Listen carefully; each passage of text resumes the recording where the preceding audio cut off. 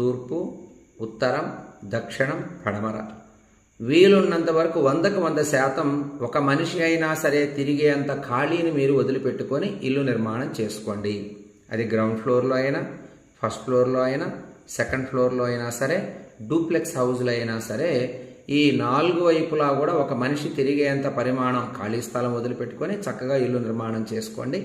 ఆర్థిక వృద్ధి కలుగుతుంది. ఎన్ని దోషాలున్నా పోతాయి. ఒకవేళ కుదరని పక్షంలో తూర్పు, ఉత్తరాలు ఎట్టి పరిస్థితుల్లో బాల్కనీస్ లేకుండా, అంటే ఉన్న బాల్కనీని కూడా మూత వేసి గోడలతో మూసివేసి ఓన్లీ విండోస్ పెడుతున్నారు. ఇలాంటి దానివల్ల కొన్ని ఇబ్బందులు కలుగుతాయి.